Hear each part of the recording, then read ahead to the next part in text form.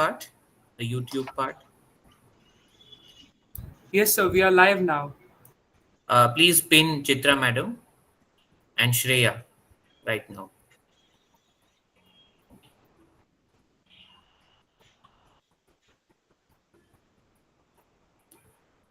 Shreya, we can't see your video. At least I can't see.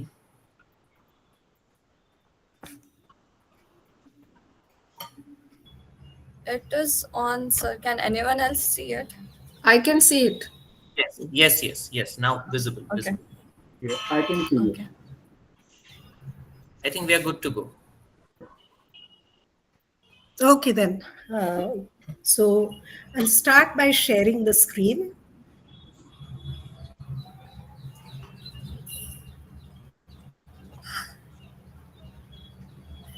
Good Shreya evening, will, everyone. yeah, Yeah. Let us give an introduction to you. Okay. So, good evening, everyone. Esteemed curator of the Literary Club and the chairperson of today's session, Professor Prashant Sanha, respected speaker, Dr. Chitra Sridharan, members of the Literary Club, and dear attendees. I welcome you all to the 52nd session of the Literary Club in association with the LTI Pune chapter, the Alumni Association of the Department of English and CLS, Saurashtra University Rajkot, and the School of Humanities, MIT ADT University, Pune. Let me quickly take you through the structure of the session. We will begin with the talk by our distinguished speaker who will speak on the topic From Electra to Medea, Attempts to Reinvent Self in Sylvia Plath's Poetry. We will have a short Q&A interaction following that. Later, the closing thoughts will be given by our chairperson, followed by a quick update about the next session. Let me take a minute to introduce our speaker now. Dr. Chitra Sridharan has an extensive teaching experience of almost 32 years. She has taught at leading educational institutions in Pune, such as Navroji Shivadia College, Modern College, and the Department of English, Savitribai Phule Pune University. As a regular faculty member and as visiting faculty for postgraduate courses in English. She was also a language teaching professional for the British Council Business English courses and conducted workshops for corporates such as Mercedes Benz and Krupp Industries Limited. Numerous students have from various universities have successfully achieved their PhD and MPhil journeys under Chitra Ma'am's guidance. She has also delivered academic and public talks on topics ranging from British literature, American literature, new literatures in English, linguistics, literary criticism, popular literature, and cultivating writing skills using new digital media. However, her main genre of interest has always been poetry. She is also an author of the book Paradoxes in Selected Poetry of Emily Dickinson and Sylvia Plath, Demonic Angels, which was published by Cambridge Scholars Publishing UK in March 2022. She has done her MPhil in the field of 19th century fiction, namely the struggle towards self realization in the novels of Charlotte Bronte, and her PhD is on American poetry, the paradoxical elements in the selected poetry of Emily Dickinson and Sylvia Plath. Adding on to this, she has also various research articles and publications across different genres and areas. We are fortunate to have you here today with us, ma'am. We are also privileged to have Professor Prashant Sinha, who will be chairing today's session. Professor Sinha was the former head Department of English, Pune University, and has a teaching experience of over 50 years. He is also the curator of the Literary Club and mentor to us all. I warmly welcome you too, sir. Now, the moment we have all gathered here for. Sylvia Plath said, "Let me live, love, and say it well in good sentences." And who can better understand this than Chitra ma'am, who will expand on these lines in her own wonderful sentences. I now hand over the stage to you as everyone is really excited to hear from you, ma'am. Over to you. Thank you, Shreya. I'll now share the screen and I hope it gets shared.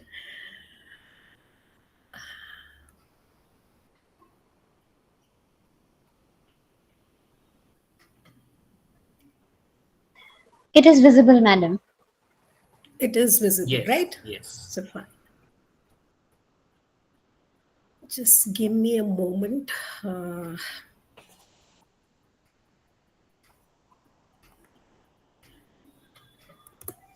yeah. So I think one of the first things, you're able to hear me clearly, right?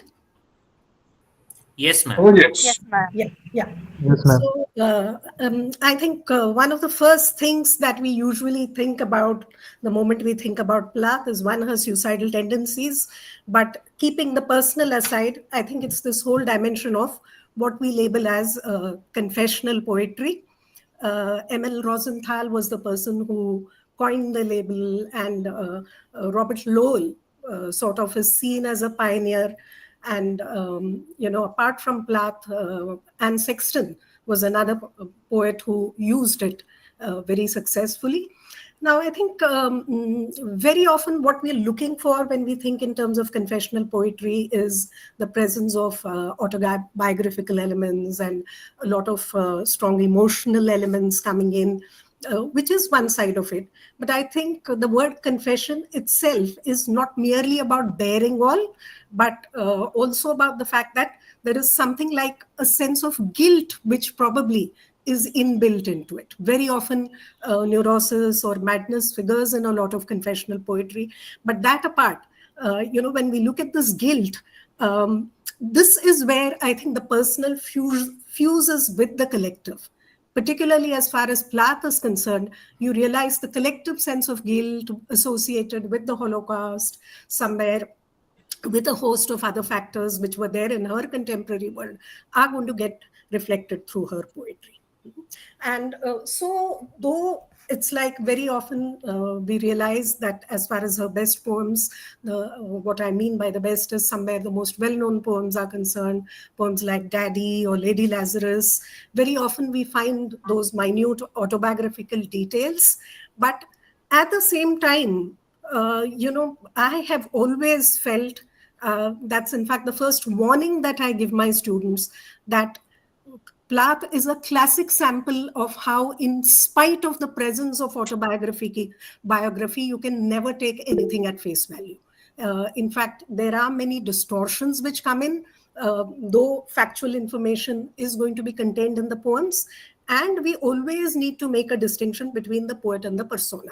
And this, of course, I would say of any poet, but particularly with somebody like Plath, I think this comes in a very big way. So, and Plath herself did not believe in plummeting herself completely into the personal only. Now, this is one statement that she made in an interview to Peter Orr, which was somewhere recorded by BBC Radio at that point of time.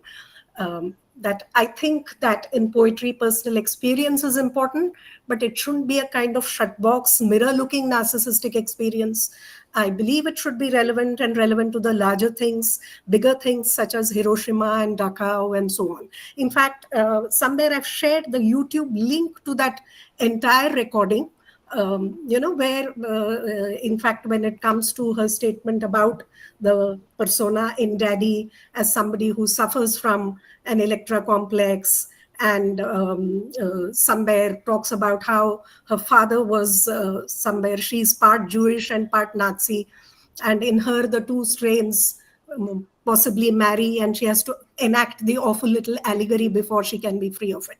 That's another statement that she has made. So this interview is a very valuable one. I would suggest that you can take a look at it on YouTube later. But I think when we look at this dimension of somewhere bringing in the personal, yet carrying it beyond the personal, at one level, these are like objective correlatives.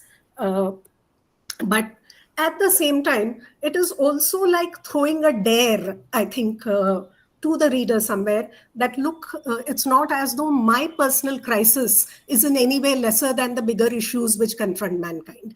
And I think that is what probably makes her different from a majority who would be sort of, employing different kinds of devices to go beyond the personal. So, in fact, on this particular slide, the image that you have is that of the Colossus of Rhodes, which was, in fact, the Colossus was the title of the first anthology of poems that she published around 1960. And in fact, I'm going to, when we start looking at the poems, I'm going to begin by talking about the Colossus. And then where we have almost a similar situation by the time we come to Daddy, but the radical transformation that has happened, I think we'll be able to see it there. So very often it's like, yes, some of the devices that she makes use of in order to somewhere transmute personal material into something bigger is use of history, myth, fairy tale. And I think as far as fairy tales are concerned, myth and fairy tale both, in fact, it's not just Plath but her contemporary Anne Sexton, in fact, did it in a big way. In fact, we have the whole retold version of many of the popular the fairy tales by the Grimm brothers, by Anne Sexton through her transformations. But Plath is going to employ it in a slightly different way. So somewhere it's like, I think, again, one of the reasons why they make use of something like the myth and fairy tale is to show basically that it wasn't always easy for women to find their own voices. They had to fall back on the established literary tradition, which was already there, and then build on it. Alternately, somewhere go to that point where they could subvert it, even deconstruct it, utilize it for their own purposes. So it's almost as though, this central poem, the Colossus, which we'll be looking at in a little while, will somewhere show you the whole attitude which was there towards the male literary tradition. And in a sense, that at one level it is very decadent, maybe doesn't suffice their purposes, and yet it is not as though they could dispense with it totally. So, and of course, the use of myth is one of the primary dimensions that I'm going to sort of focus on today through the poems that we look at, because there are a host of factors which we can consider, but then we have to narrow it down for, presentation of this type. So, now this is where we realize that, when though she's making use of a lot of personal material, ultimately it's a larger statement that, for instance, Daddy is not just about sort of breaking the somewhere the compulsive bond with the father. At another level, it is like declaring somewhere her revolt against patriarchy as a whole. So essentially, we realize, as far as mythic archetypes are concerned, they gave her the perfect platform she needed for enacting her death, rebirth rituals. Particularly, I think when we look at her later poetry, almost everywhere it is like, where the whole aspect of death comes in, destruction comes in, whether it's destruction of the other, even where it is like she's essentially talking about destroying somebody else at one level, it is like shedding her own self, the more submissive version of self, where frequently we come across the victimizer syndrome in many of these late poems. And it's almost as though, well, in order to somewhere, there is this desire to get rid of the more submissive passive self and take on a new role. So at one level, when we think in terms of the death rebirth rituals, we very often look at it as a kind of rebirth for the self, not something which is to be taken literally as signifying death, though unfortunately, of course, she did end up taking her own life. So it's a way of sort of experimenting with different versions of self. In fact, I think we come across so many varieties through multiple myths which are integrated. And of course, what it does is to give her that complexity. It gives her the ability to compress her material. And at the same time, somewhere when it goes across, at least it's going to have that garb of universality almost, that this is not something limited to me. This probably has been age old, and many can somewhere share in whatever is happening through the poetry. So at this point, without going on to the next slides, I'll stop sharing and we'll start taking a look at the poems. This is so college.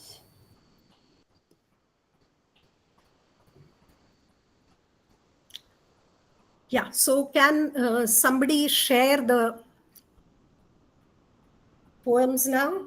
I'll just try once if I can still do it from my side, but Okay, ma'am.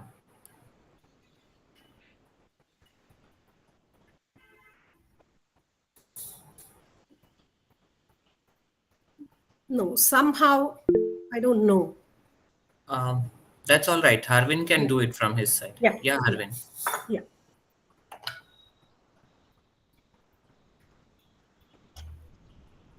I'll just cancel so that he can start sharing. Sorry. Yeah.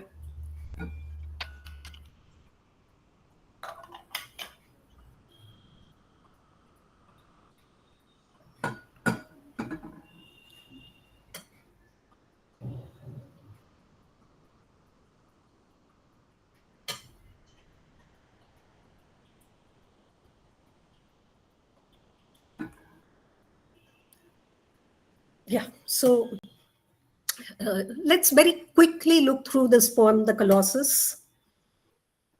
I shall never get you put together entirely, pieced, glued, and properly jointed. Mule bray, pig grunt, and bawdy cackles proceed from your great lips. It's worse than a barnyard. Perhaps you consider yourself an oracle, mouthpiece of the dead, or of some god or other. 30 years now, I have labored to dredge the silt from your throat. I'm none the wiser. Scaling little ladders with glue pots and pails of Lysol, I crawl like an ant in mourning over the weedy acres of your brow. To mend the immense skull plates and clear the bald white tumuli of your eyes. A blue sky out of the Orestia arches above us. O Father, all by yourself, you're pithy and historical as the Roman Forum.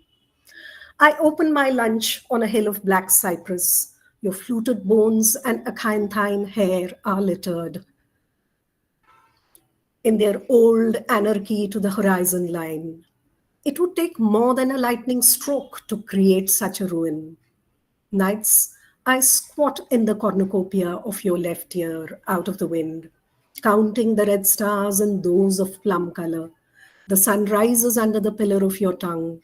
My hours are married to shadow. No longer do I listen for the scrape of a keel on the blank stones of the landing.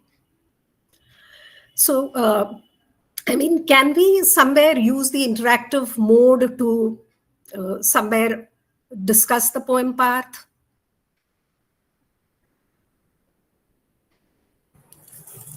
Yes, ma'am. We can certainly try, and we would Yeah, appeal yeah. In fact, I would maximum be happy participant if joint we can do interaction. that.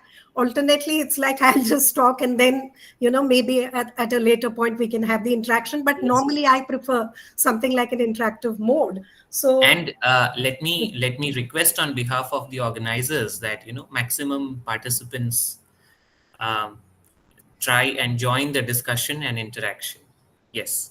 yeah. So when we sort of look at a poem like this, I know that, responding to it within a minute or so may not be easy if you've not looked at it earlier.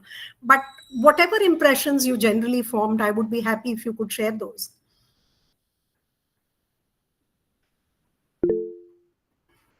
Yes, Bhargavi. It sounds like it's about her trying to reconcile the memory of her father. A father figure in her life was not something that she looked upon with either ease or with fondness. So it's this kind of trying to see if she can get something from him, maybe posthumously. Okay. Okay. Somewhere trying to reach back to him. Hmm? Yeah. But and do we realize here that she's talking about I've labored to dredge the silt from your throat? So it's that whole breakdown in communication which happened, when he disappeared from her life at the age of 8, which in a sense it is talking about. But that apart, when we look at the the whole history of the statue of Colossus, the Colossus at Rhodes, we know was amongst the ancient wonders of the world. And of course, some have suggested it was so big that its legs were astride the harbor. but a lot of others have contested that and said that no, it was only somewhere it fronted the harbor, and it was a very, very tall statue. Unfortunately, something which crumbled during an earthquake. And so from that point of view, you realize, I think, when you look at the first part also, that she's talking about something which is completely in ruins, something which is decadent, and yet she is trying to resurrect this object, which in a sense seems to be beyond repair. So when you look at it from that perspective, what can we connect the Colossus to? Yes, Ameya. Yeah, so what the Colossus did speak at one point of time, but it was not very decipherable what the Colossus spoke. So here also, I think she's trying to kind of find a simile between the Colossus and the different kinds of sounds that she's talking about, the overwhelming of sounds, but which do not make any sense. I mean, it just creates a feeling of overwhelm, maybe, but Okay. it's not decipherable. So that's what I think Okay. she's trying to say. I mean, if we just focus on this whole aspect of connected with ancient Greece, and then she's going to talk about the Roman Forum. Yes, Harbin. It also feels like Colossus and the whole history of Greece and Rome, those things are always put on a pedestal as Right. being the Right. great civilizations that we Yes. know a bit less about, and therefore we find it mysterious. So the father was a mysterious figure to her. She wanted to connect to it, but she could not, maybe, and that is why it is undecipherable. She could never understand the the wishes and the whims of the father, just like we can sometimes like are at a loss of detail about the old civilizations, maybe. Okay. Okay. Mahima. I think Sukanya and Mahima, two Yeah. participants were raised. Mahima.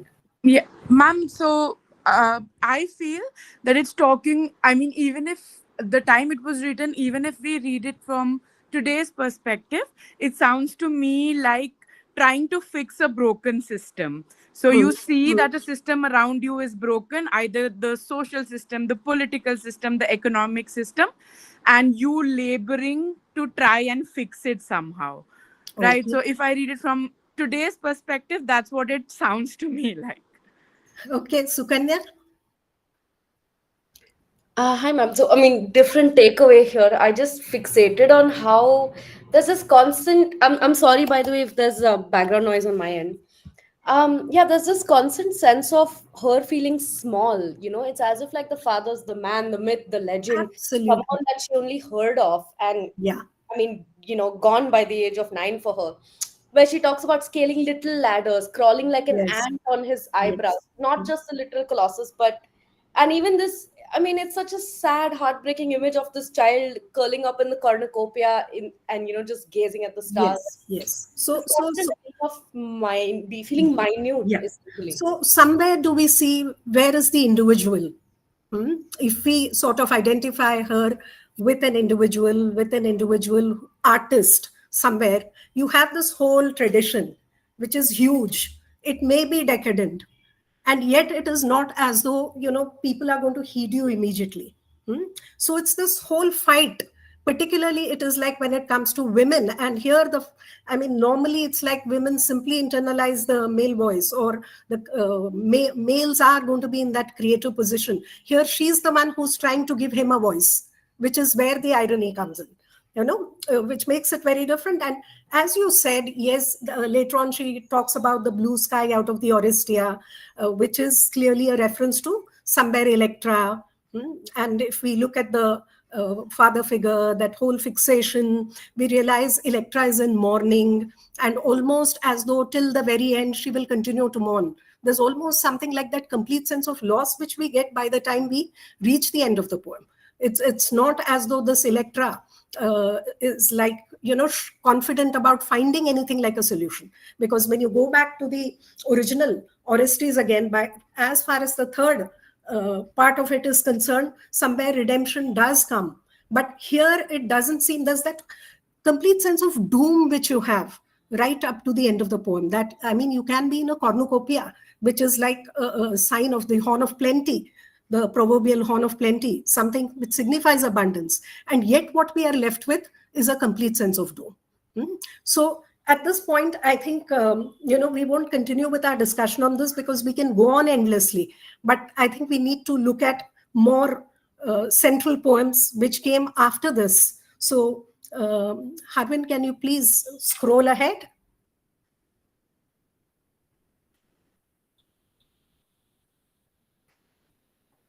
Yeah. So, shall we listen to Daddy in Plath's own voice?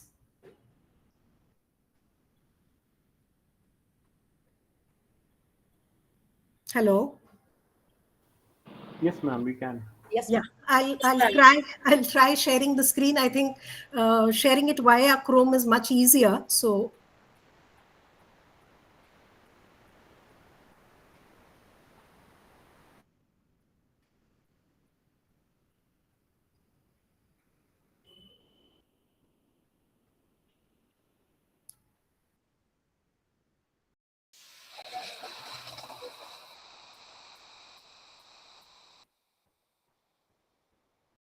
I'm sorry.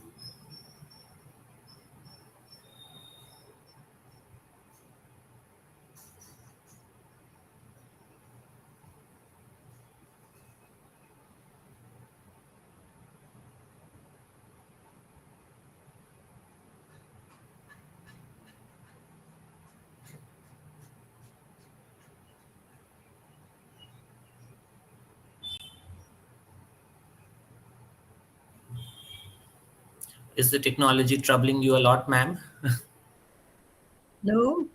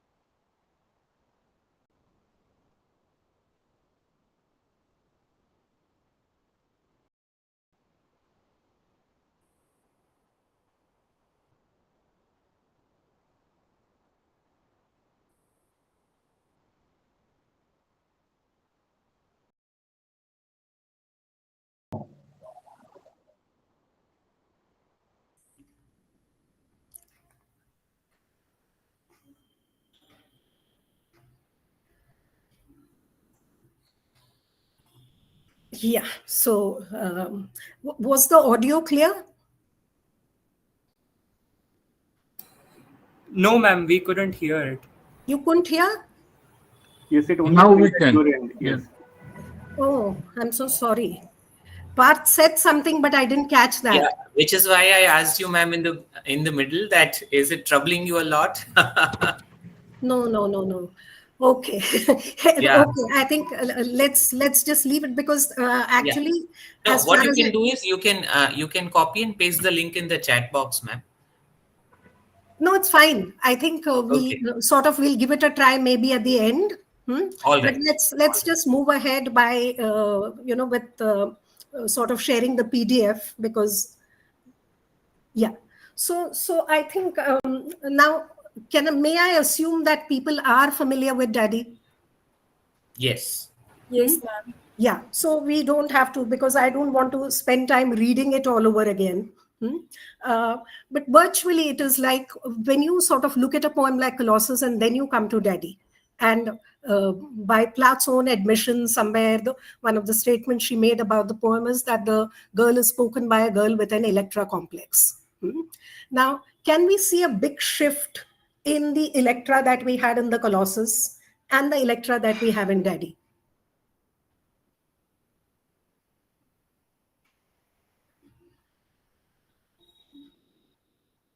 Yes, anybody would like to speak up and talk about what is the big shift that we see here?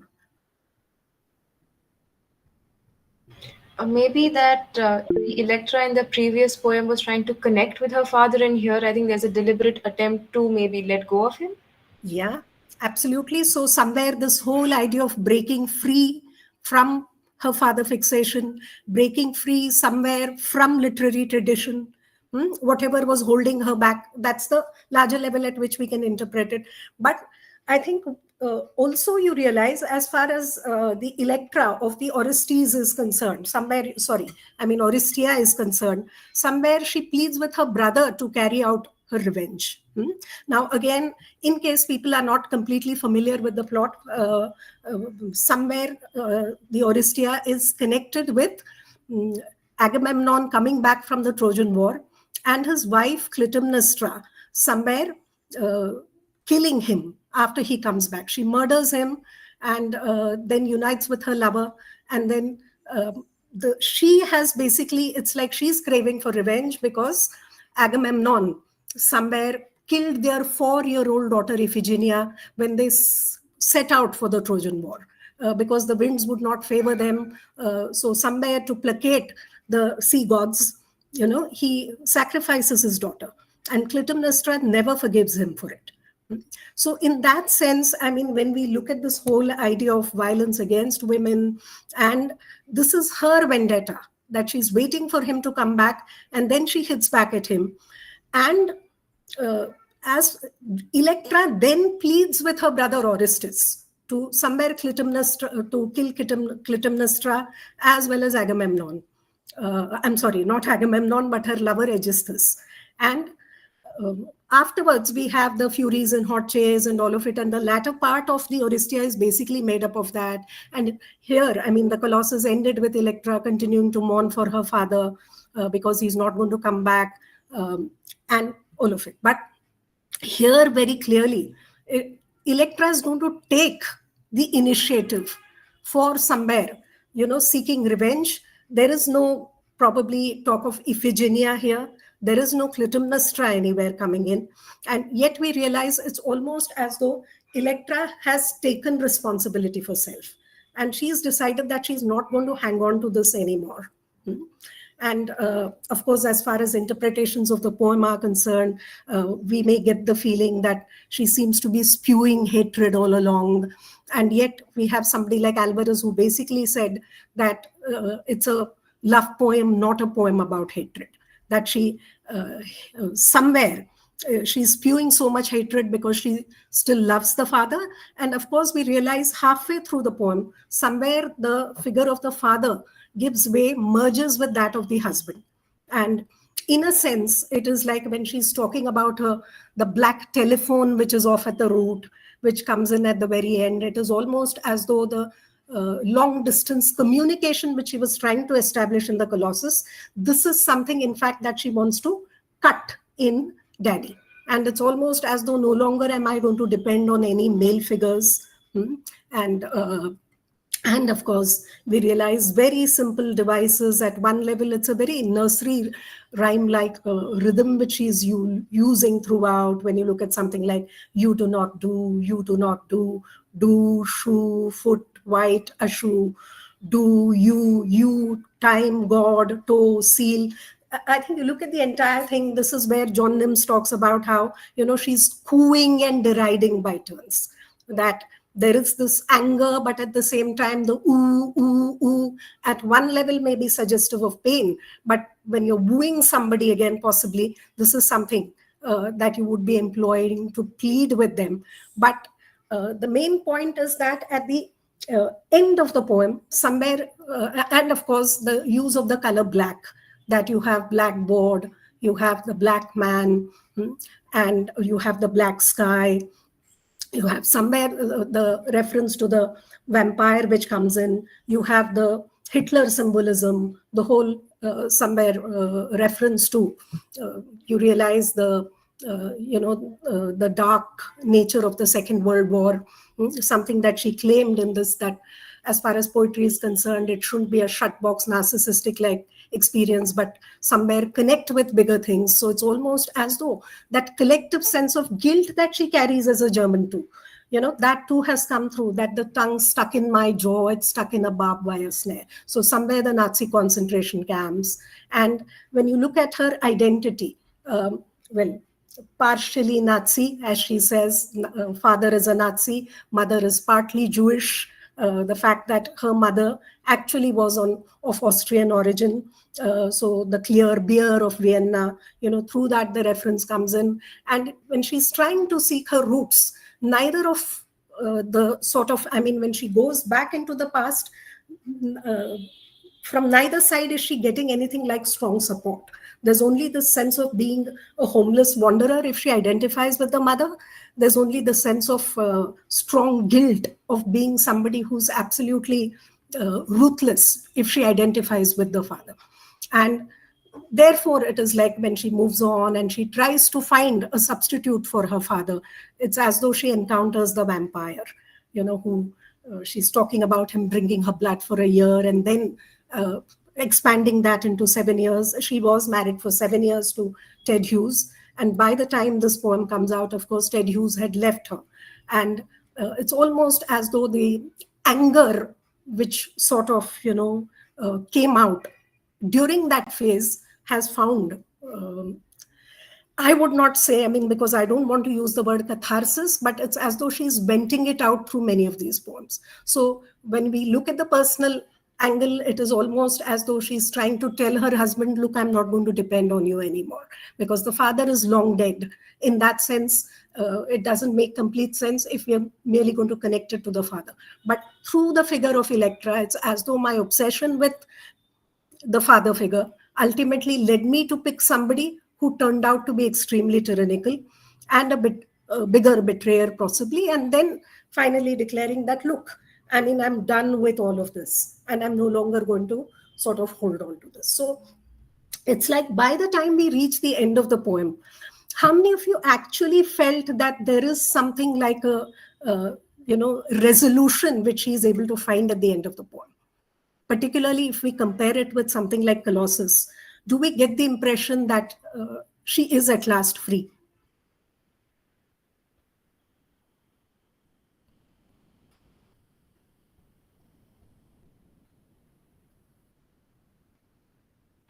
Maybe, but it's hard to say because she has talked about him with such passion. It does not indicate, having been truly free from him. Absolutely. So you can almost sense a hysteria there, right? Through the entire poem. And though she says that, well, I'm free of you now, we are not completely convinced. Yes, Mahima. I don't know if it actually makes sense, if that's a relevant point, or if it's just the formatting. So if you see, there's no full stop at the end. I don't know if it's just this copy of it or is it actually in the actual poem also. In the last line of the poem, when she says I'm through, there's no full stop. So there is no end. It's not a finality. I don't know if that is a stylistic choice or whether it's just this version. So See, it's possible that when I copy pasted, the full stop may have got left out, because yes, ma'am. at this But that point, that I don't remember. all right. I was trying Well, to I have find I have a hard copy. The full stop is there, so yeah. the full stop It's is there. there. So Okay, okay. I Then don't think doesn't matter. Mahima. Yeah, yeah, All right. Yeah. yes, Then my point doesn't apply here. yeah. But Sukanya. I would say there is a wish in both, in a way, to kind of get away, except it's like a loop that she's stuck in. Like in Colossus, she keeps, talking about how she's none the wiser, about trying to fix him back, but it's not working out. And in the end, she says, my eyes are married to the shadow. No longer do I listen, for the sounds of the sea. Hmm. Hmm. But and in this one also, she says, I'm through with you, and full of anger. It's different modes, it's different phases of frustration, but it's like, she's constantly aware that she's stuck in this loop.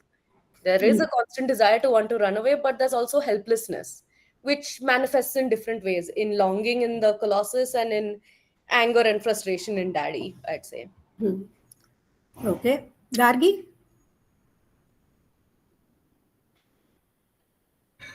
Yes, ma'am. Ma'am, I think that there is a very much passion from her side about hating her father. Hmm. Uh, and this passion is coming from probably the time she had spent with him, where she had expected him to be a certain way, but he did not turn out to be a certain way when she grew up, and she realized what kind of person he was. So, ma'am, there is this kind of disappointment of a father figure. That's what I think. And therefore, she is just lashing out and she wants to have a conversation with him, and which she's not having because now he is not there anymore. Okay. See, now this is where I would come in with a word of caution, that very Okay. often when we take this, the image that she's sending out of the father and the husband, very often we end up taking it very literally. Now, there Okay. is nothing to suggest basically that when she knew him for the 8 years of her life, that he was a tyrannical father as such. Okay. There was nothing of the Nazi. He was, in fact, a professor of zoology. Yes, maybe a little authoritarian in his own way, because this is something which comes through her mother's narrative. Or rather, Plath says that her mother realized that if she would have to take up a secondary status, in a sense, if she wanted peace in the house or whatever. But it's not something which can be taken too seriously. And as far as Ted Hughes is concerned, well, whether he was again tyrannical all through the 7 years as she projects it here, that's not something that we can be, because when you look at her journals, when you look at the letters that she wrote to her mother, there everywhere it's Ted and I, Ted and I. There's all that glorification coming in, that somewhere like he's like the sun god, or he's like Adam and I'm Adam's wife. And later on, Adam's Eve becomes zookeeper's wife. So I think it's almost as though she doesn't try to shut out the fact that when she's angry, she's going to become irrational in many ways. So this is where I would suggest that that's not something we need to necessarily take. And again, look at the public validation that, in a sense, she's talking about, that the villagers never liked you, they're dancing and stamping on you. It's almost as though to suggest it's not just me, it's everybody, which we could again connect with probably a figure like Hitler. That in fact, I remember this joke which I once heard, that somewhere an astrologer meets Hitler, and then Hitler asks him that when will I die, and I think he tells him that you'll die on a Jewish holiday. And he asks which day is that, and he says any day you die will be a Jewish holiday. So it's almost as though partially that suggestion comes in that last part, that they knew it was you, whereas I was possessed by you and I need to break free, and finally I'm through. It's very emphatic. And yet I think, given the general sense of hysteria which is there throughout the poem, we can't be completely sure. But at least this is where we have this attempt to remold Electra. And in fact, I would say here Electra becomes Oedipus. In fact, that is the common label, of course, that Freud gave to the complex, irrespective of whether it was connected with the male or the female. He called it Oedipus complex, but it is almost as though here she has become Oedipus, somebody guilty of patricide. Hmm. And it's like proclaiming war against patriarchy, patriarchal literary tradition. In fact, I think when you go back to the first stanza to the black shoe, reminds us of the old woman in the shoe. We're also reminded of the Chinese shoe, or we could even connect it with Cinderella's glass slipper. And it's almost as though I've always had, somewhere struggle to fit in. And now is the time when I want to break free. And the marble heavy and all of it, back full of God, is something which is taking us back to somewhere the Colossus. But when you look at the whole idea of the ghastly statue with one gray toe, that is because her father's foot was amputated. And he only actually wore one shoe at that point of time. So a lot of autobiographical factors are integrated here, but it is the final impact that we need to actually think of. So I think, given the fact that we wish to discuss more poems, okay, I think Sajal, you want to say something? Yes, just a short point that I wanted to add.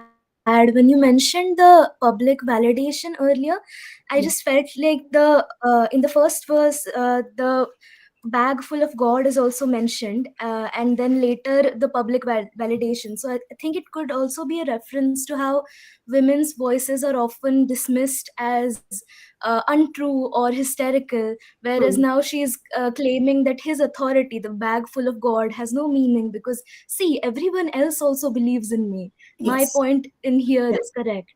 So Abs- that was something that I thought I could add. Absolutely. Absolutely. Yeah. Gargi, you still wanted to say something, or you forgot to sort of lower your hand? Gargi?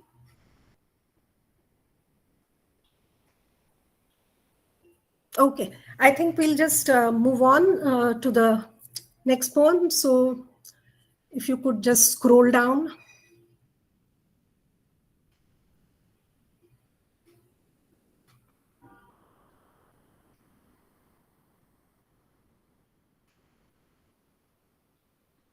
Yeah, this is the title poem from the anthology which was published posthumously called Ariel.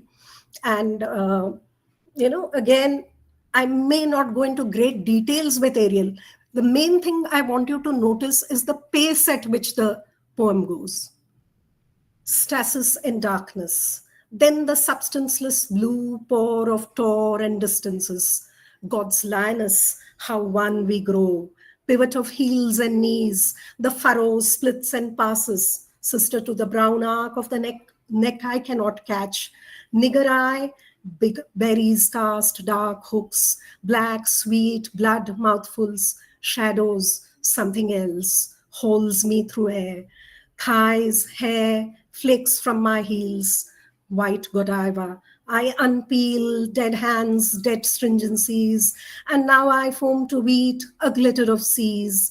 The child's cry melts in the wall, and I'm the arrow, the dew that flies suicidal at one with the drive into the red eye, the cauldron of morning. So here, when you look at, this poem, what did you basically observe? Again, I'm not suggesting that somewhere you would have understood all the content because it is an obscure poem, but when you sort of look at it for the first time, what are you struck by? Yes, Sukanya. It reads like a very witch-like recipe. I mean, even the kind of Mhm. the words when you're talking about black sweet blood, mouthfuls, you're talking about Mhm. unpeeling something, you're talking about foaming, melting, Mhm. uh, Mhm. cauldron. I mean, all these are very fairy tale witch-like images. Yes, something which is on the boil, hmm? Right up to the end. Of course, the cauldron of morning at one level would be a reference to sunrise, probably. Hmm? But the manner in which the images come through, yes, you realize a lot of violence is inbuilt into it. Yes, Mahima? Ma'am, a mention of a lot of body parts in bits and Hmm. pieces. Hmm. So that is another thing again, which again suggestive of that violence, right? Yeah. So you, like, it makes me think of like chopped up body parts. I don't know Hmm, why, hmm, hmm. but that's the image that I get. Okay. Yeah. Shubhranshu? Yes, ma'am. It felt like a horse ride. It's about freedom, Hmm, escape, transformation, hmm, and hmm. as they ride faster and faster, the boundaries between the rider and the horse starts to disappear. Right. So, somewhere when we go back to the sort of genesis of the poem, we realize Ariel was the horse that she rode on Dartmoor. That's where she gets the idea from. But then it's not going to remain only at that level. So, you realize again, when you have God's lioness and all of it becoming one, somewhere the rider and the horse becoming one, if that's what she's suggesting. And so essentially we realize the Hebrew meaning of the word Ariel, or the name Ariel, is literally lion of God. So she's taken this, but then what you realize is that if Ariel is somewhere seen as this very benign kind of spirit, whether we look at Christian mythology or even pagan mythology, something which is going to give abundance to things in nature, that's not the feeling we get here. It's almost something which is carnivorous in nature.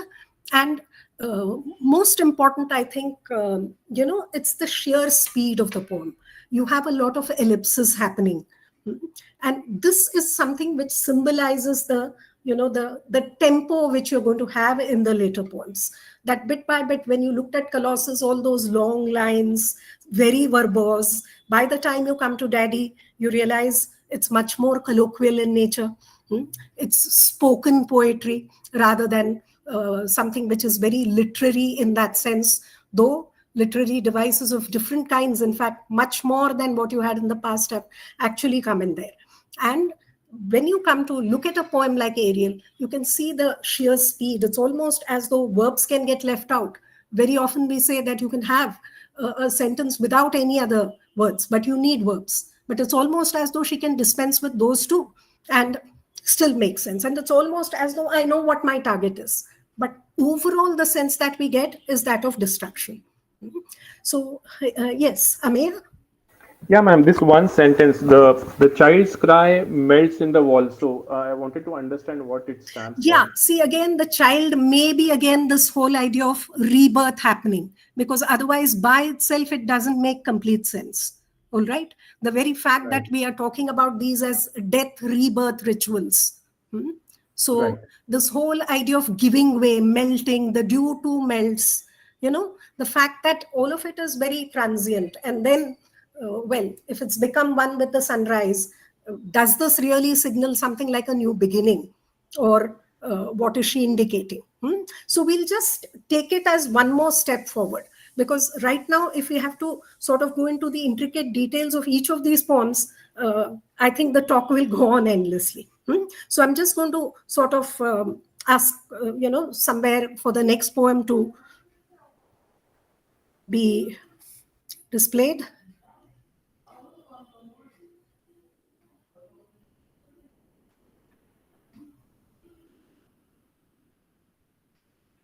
Hello. Yeah. So this is a poem called Pardha. And this is where, again, I think you have the same brand of ellipsis coming in, that which you had in Ariel, but um, you're not going to maybe have the same kind of speed. In fact, it starts on a very, very soft kind of note. And there's a kind of passivity in the beginning, which is going to suddenly get transformed right in the last stanza of the poem. Jade, stone of the side, the agonized side of green Adam. So, probably reference to women's secondary status, Eve, somewhere being created out of Adam's rib. Jade, stone of the side, the agonized side of green Adam. I smile cross legged, enigmatical, shifting my clarities. So valuable, how the sun polishes the shoulder. And should the moon, my indefatigable cousin, rise with her cancerous pallors, dragging trees, little bushy polyps, little nets, my visibilities hide I gleam like a mirror. At this facet, the bridegroom arrives, Lord of the mirrors. It is himself he guides in among these silk screens, these rustling appurtenances. I breathe, and the mouth veil stirs its curtain. My eye veil is a concatenation of rainbows. I am his. Even in his absence, I revolve in my sheath of impossibles, priceless and quiet. Among these parakeets, macaws, O chatterers, attendants of the eyelash, I shall unloose one feather like the peacock.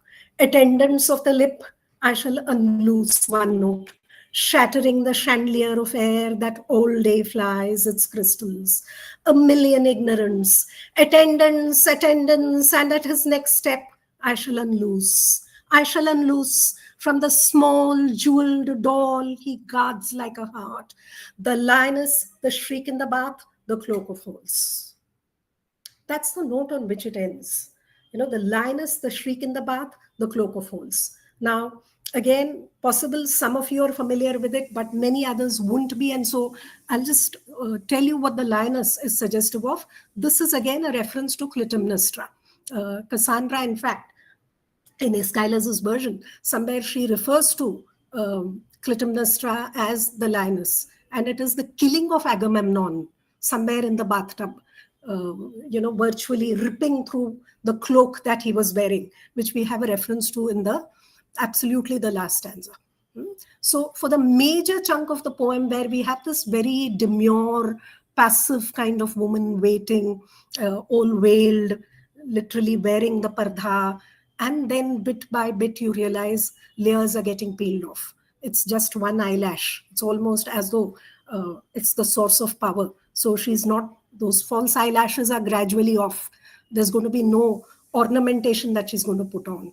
And then gradually that, bit by bit, as she sort of is pulling off one by one those eyelashes, letting go, and then that final sort of almost as though that reversal which happens at the end, the somewhere the doll like figure that the man is searching for or that he expected to find has been replaced by the lioness, who's going to sort of just absolutely rip through the cloak to actually murder somebody.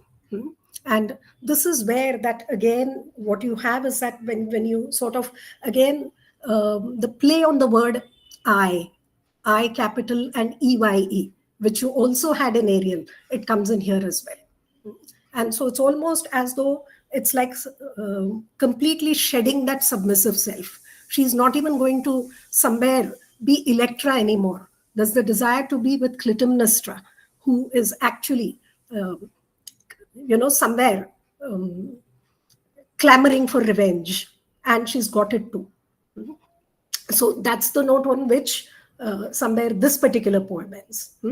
Anybody would like to say anything before we sort of go on to the next one?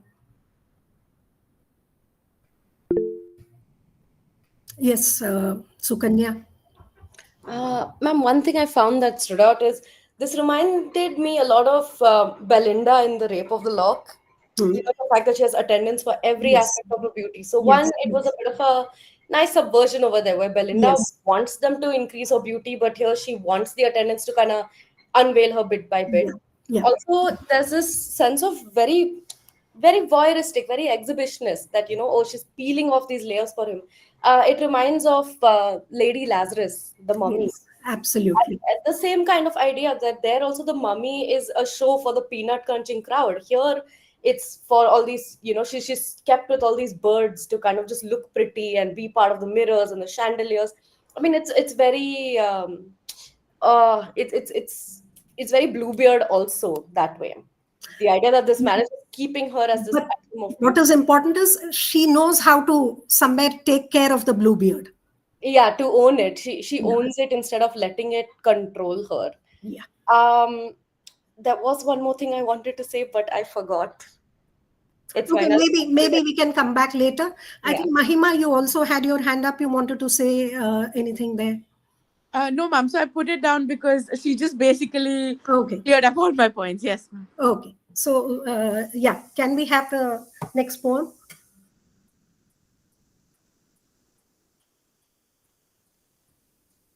Parth, do we have enough time? Because I think I've probably sort of.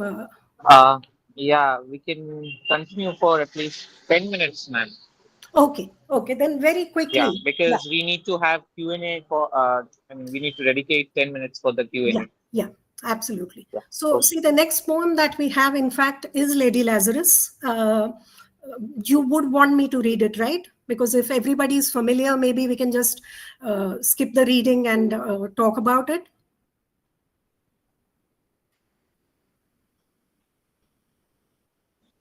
Ma'am, please do read. Okay, okay. I've done it again. Or I've done it again. You realize now this is where Lady Lazarus, in fact, for me, is one of the most valuable poems because of the, the protean character that it has. So the very fact that you can say it with triumph, you can say it with that dismay, you can say it in a very flat, neutral tone. So overall, it's like given the, somewhere the fact that she's declaring war towards the end. So we'll begin by thinking about it in terms of a sense of triumph. I've done it again. 1 year in every 10, I manage it. Yet do we realize the way the voice drops, I manage it. It's almost as though you can't sustain one kind of voice alone. A sort of walking miracle. My skin bright as a Nazi lampshade, my right foot a paperweight, my face a featureless fine jewel linen. I think Mahima spoke about how even Ariel gave this sense of different body parts. I think you absolutely have that happening here. Everything broken, completely disintegrated, and it's all been stuck together with glue, as she put it in Daddy. Peel off the napkin. Oh, my enemy, do I terrify? So, somewhere almost as though she's sending out this threat, the nose, the eye pits, the full set of teeth, the sour breath will vanish in a day. Yet you realize again what this is disguising is the sense of disgust and revulsion, which probably she has when she looks at her own face here. Soon, soon the flesh, the grave gave it will be at home on me, and I, a smiling woman. I am only 30, and like the cat, I have 9 times to die. Not 9 times to live, but 9 times to die. This is number 3. What a trash! To annihilate each decade. What a million filaments. The peanut crunching crowd shoves in to see them unwrap me hand and foot. The big striptease. Gentlemen, ladies, these are my hands, my knees. I may be skin and bone. Nevertheless, I am the same identical woman. The first time it happened, I was 10. It was an accident. The second time, I meant to last it out and not come back at all. I rocked shut as a seashell. They had to call and pick the worms off me like sticky pearls. Dying is an art. Like everything else, I do it exceptionally well. I do it so it feels like hell. I do it so it feels real. I guess you could say I have a call. It's easy enough to do it in a cell. It's easy enough to do it and stay put. It's the theatrical come back in broad day to the same place, the same face, the same brute amused shout. A miracle that knocks me out. There is a charge for the eyeing of my scars. There is a charge for the hearing of my heart.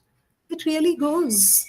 And there is a charge, a very large charge, for a word or a touch or a bit of blood or a piece of my hair or my clothes. Zo, Herr Doctor, Zo, Herr Enemy. I'm your opus, I'm your valuable, the pure gold baby that melts to a shriek. I turn and burn. Do not think I underestimate your great concern. Ash, ash, you poke and stir. Flesh, bone, there is nothing there.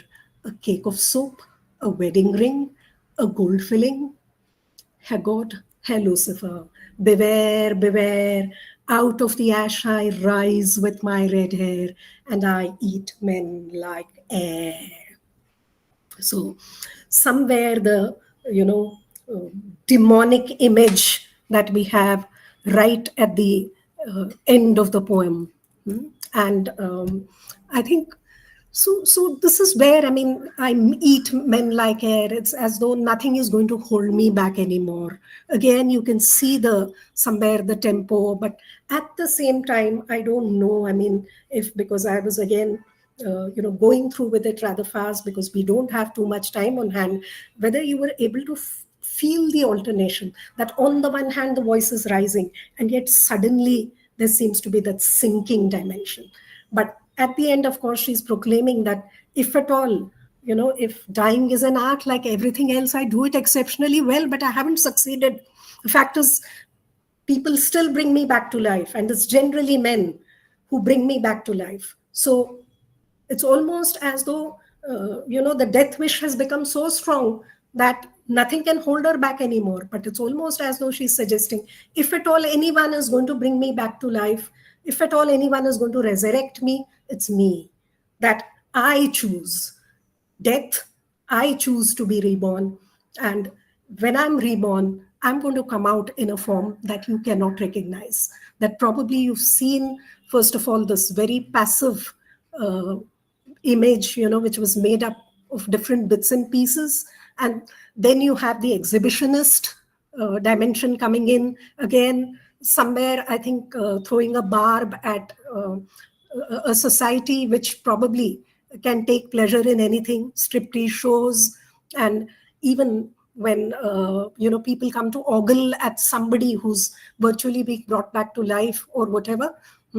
And it's almost as though at the end it is like shedding all of that yes, I am a performer and I'm going to carry out this performance but on my own terms.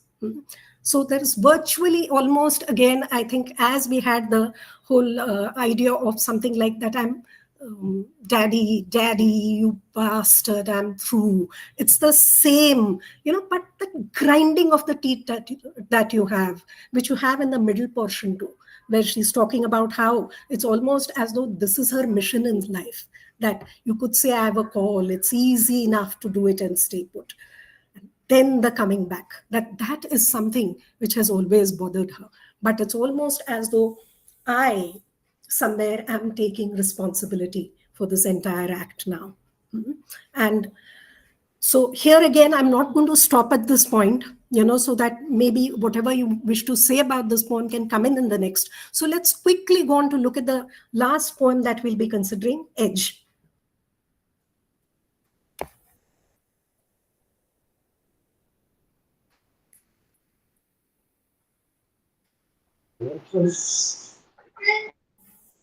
Yeah. So look at the opening itself. The woman is perfected. Her dead body wears the smile of accomplishment. The illusion of a Greek necessity flows in the scrolls of her toga. Her bare feet seem to be saying, we have come so far, it is over. Each dead child coiled, a white serpent, one at each little pitcher of milk, now empty. She has folded them back into her body as petals of a rose close when the garden stiffens and odors bleed from the sweet, deep throats of the night flower. The moon has nothing to be sad about, staring from her hood of bone. She's used to this sort of thing. Her blacks crackle and drag. Can you see a sudden difference in the quality of voice when you look at, all those poems which were somewhere fast-paced, the use of the haiku, and now it's almost as though the haiku has given way merely to the use of these two-liners. Of course, you have many run-on lines coming in there. But, when you look at the tone of this poem, what kind of a sense does it give us? The woman is perfected. And why is she perfected, or how has she achieved perfection? Her dead body wears the smile of accomplishment. We're reminded of Lady Lazarus, who's trying to attain this perfection in art. And here it is as though, well, she's at last achieved it. But when you look at somewhere the tone or the voice that you have in Lady Lazarus, and you compare it with Edge, what kind of a sense do we get here?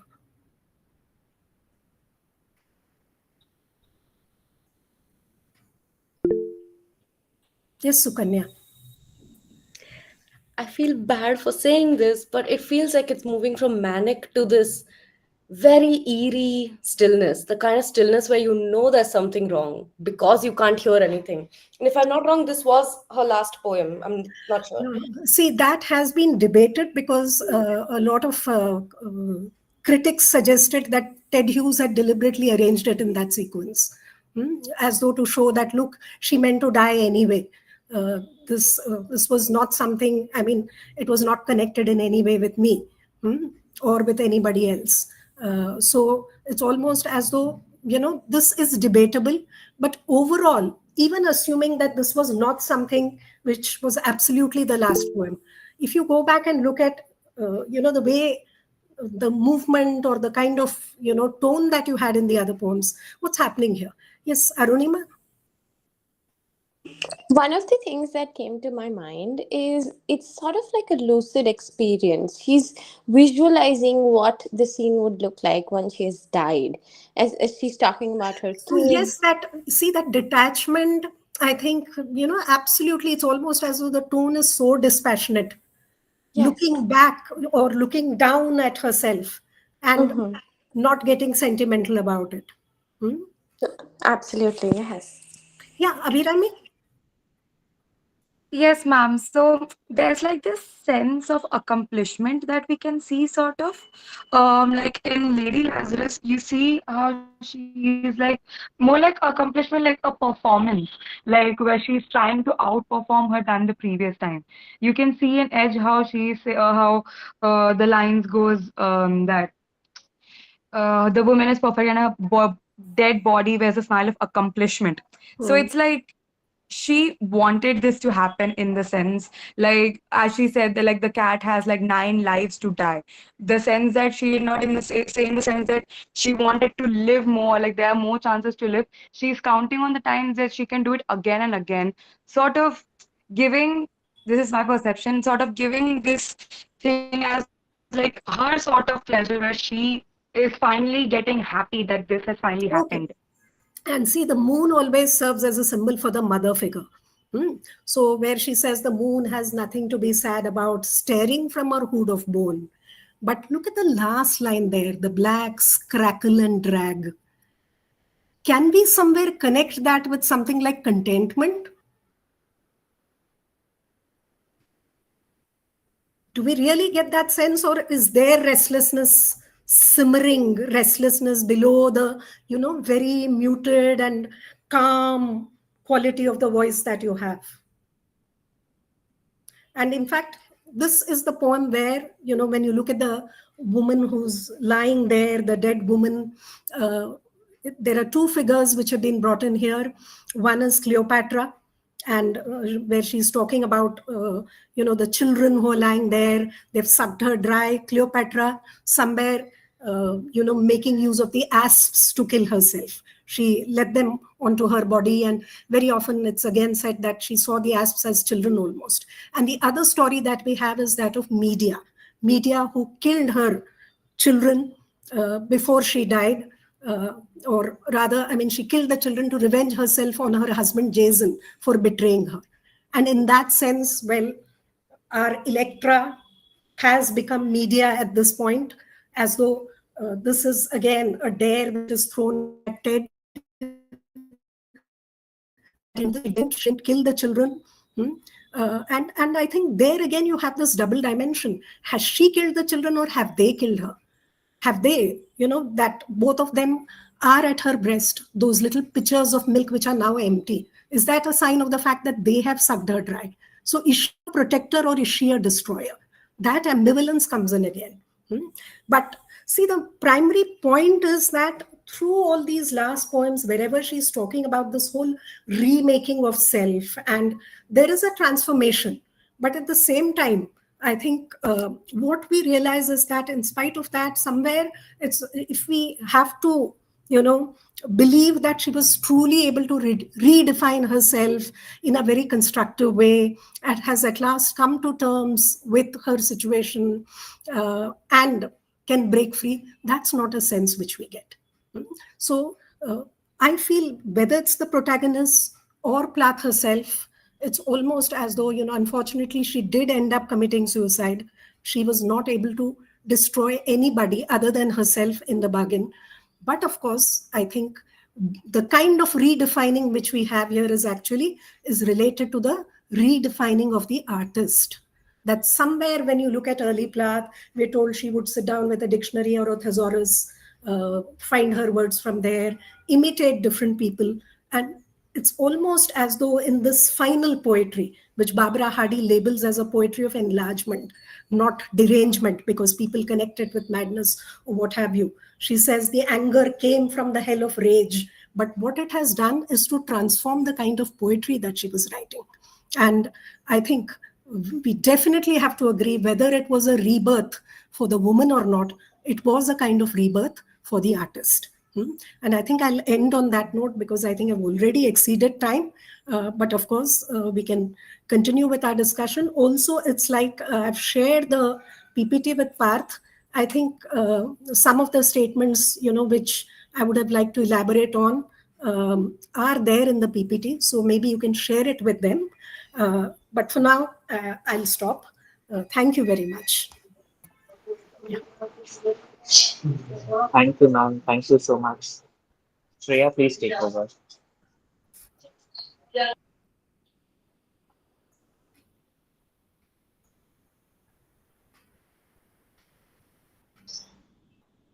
Hello. Shreya, you're there? Yeah. Yes, sir. Thank you so much, ma'am. That was an enlightening talk indeed and very interactive because we could see a lot of people actually were interested in Plath's poetry. We learned a lot of new things today, and I'm sure our audience's minds must be bursting with this new knowledge even more, and hence questions. So yes, let's begin with the Q&A session now. Are we doing that part, sir, or? Yeah, we can have 5 to 7 minutes of Q&A. 6:23. Okay. We request the members to keep your questions brief and pointed, please. Thank you.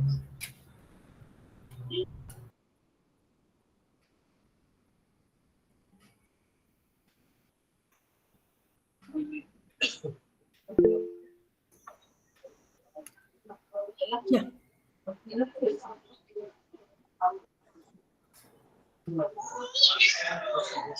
Yes, Dr. Monal Jacob. Good evening, ma'am. Good evening. It was a big treat for me to listen to you after so many years, after about 23 years. And you have been my teacher when I was studying at Pune University. So, and ma'am, I must congratulate you for what you have delivered so far, ma'am. I can never express how much you have been able to impact our lives with your discussion of Sylvia Plath, even at that time, and now it has even grown as good as gold. So thank you so much, ma'am. My question is, since we spoke, you spoke about Plath and in such great detail, could you think of any of the contemporary women poets in India who come even as close to Plath in their strains of confession or vengefulness or in anything, in any context whatsoever? Unfortunately, if we are talking about contemporary Indian poetry, I won't say that I'm familiar with it. But if we go back to one of Plath's contemporaries from India, Kamla Das has very often been sort of, compared with Plath. But to be honest, I don't think that as an artist, Kamala Das ever can get close to Plath.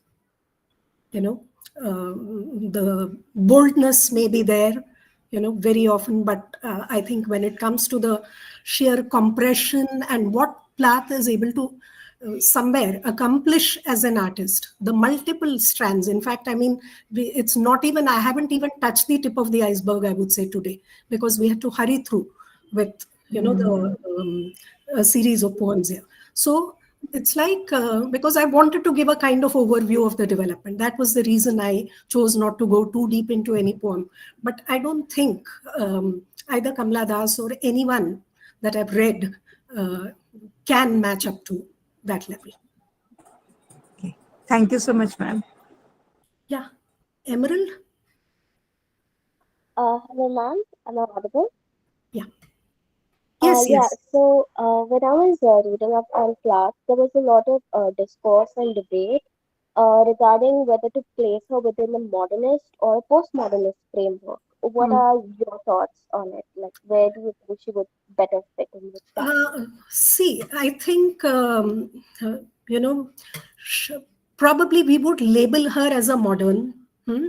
And in fact, if you listen to the interview which you have on BBC, basically, I've shared the link somewhere in the PowerPoint presentation. So there she talks about how she could not basically feel any kind of affinity with the scenario in Britain, because though she lived in Britain at that point of time, she talks about how she felt much more affinity to the American poets and probably their view of modernism, rather than looking at modernism only from the British perspective. Hmm? So I don't know if I would label her completely as a postmodernist, but yes, if you're looking for something like a polyphonic text, and if you're looking at literature possessing that very protean quality, I think that did come in through many of her final poems. So maybe we can put her in both. Mm. But definitely, I think the fact that when you look at early Plath, we probably would not want to fit her into the category of even modern poets. But at a later stage, somewhere she's able to develop her poetry in such a way that she probably can fit into both. Thank you, ma'am.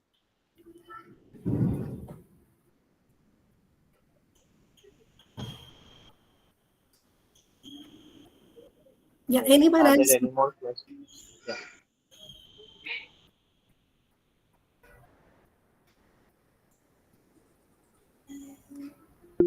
If there's nobody else, then I'll ask a question. Uh, okay. Uh, my question is, ma'am, we have spent such a lot of time discussing confessional poetry, and which is very personal in various ways. Hmm. But we live in a turbulent time with a lot of political friction going on around us. Hmm. If a layperson ever asks us about how do we justify such works of art in the present day, what should be the best possible answer to it? I think I mean, if you can ensure that your what is personal doesn't remain purely personal, and this is again something Plath says in that interview, that she's also a very political person. Hmm? And maybe to begin with, she was not interested in history, but later on developed an interest. And she's trying to connect her work with what is happening in the contemporary world. So I think if people are able to do that, um, definitely one can justify. Because as far as emotional intensity is concerned, I think that is something which probably, is still capable of arousing interest in readers. But then if you totally get wrapped up in self, it's not going to help beyond a point. Thank you, ma'am.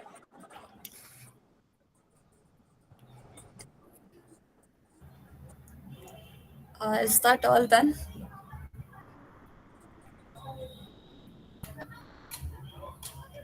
Okay. Um, Thank you so much, everyone. Now I would like to call upon Sanha sir for his concluding remarks on today's session.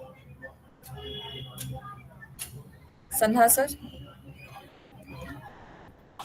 I believe after Chitra's wonderful talk, I can't add anything more.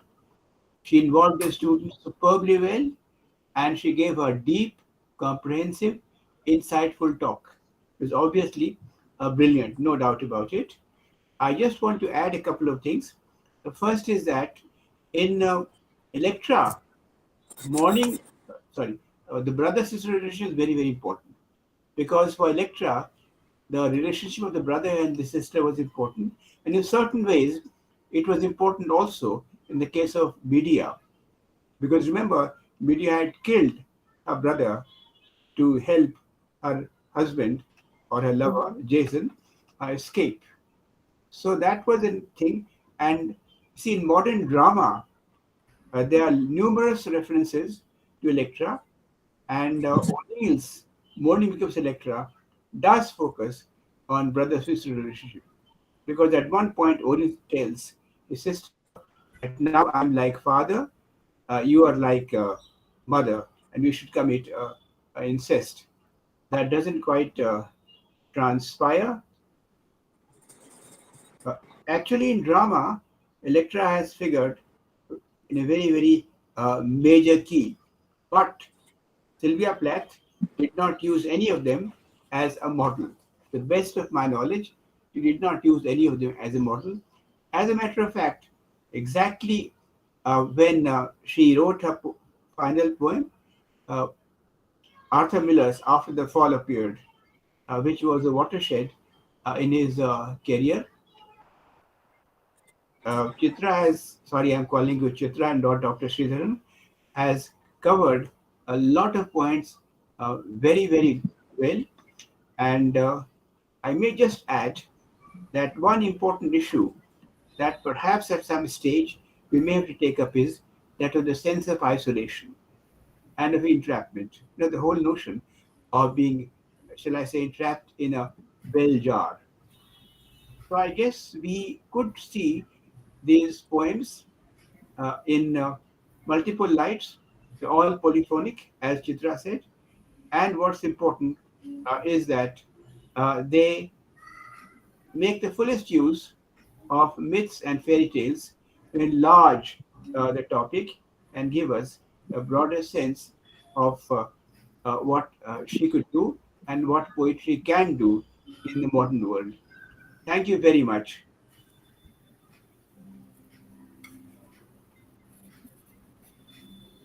Thank you, sir. Thank you, sir. We have now come towards the end of today's session. I'm sure you all had a great time and will be excited for our future events too. So, before we leave, I would like to hand over the stage to Mr. Parth Joshi, who will brief us about the upcoming events of the Literary Club. Over to you, sir. Yeah, thank you so much, Rhea. Um, it feels a little guilty to speak after the speaker and the chair both, but let me express my gratitude to Chitra ma'am for delivering such a wonderful session. Something that I must share with all of you is that she telephoned me before she decided her topic. I mean, a person of her stature need not do that, but she asked me personally, like, what is the level of the students? What is our target audience? Have they at all studied Sylvia Plath as a part of their syllabus, etc.?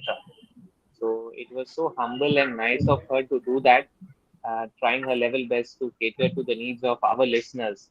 Thank you so much, ma'am. It has been a pleasure earlier also in our Shakespeare, online recitation competition to have you as a panelist in the panel of judges.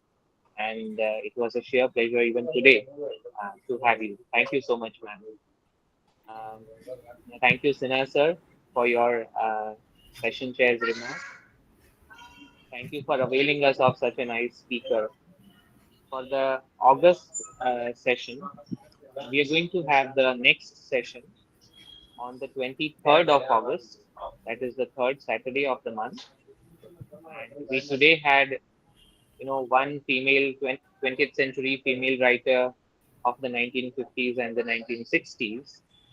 And in the next session, we are going to the 1920s. And we have decided that we are going to celebrate 100 years of Mrs. Dalloway by Virginia Woolf. Mrs. Dalloway was written, as all of us know, in the year 1925. So, the next month's session will be by Dr. Vijay Madge. Madge sir is here, I think, among us. We thank him for having consented to speak on Mrs. Dalloway on the 23rd of August. On behalf of the organizing team, I humbly request all of you to join us again for the session on Mrs. Dalloway. Thank you so much.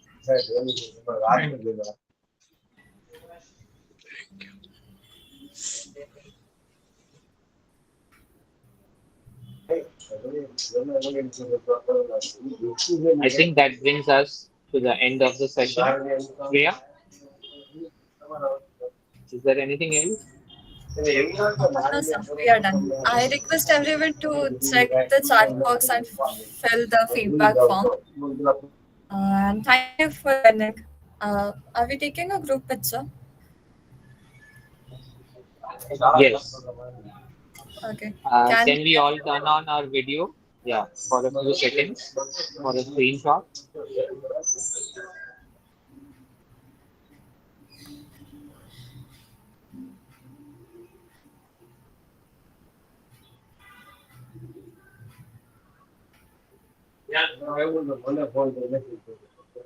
Are we done?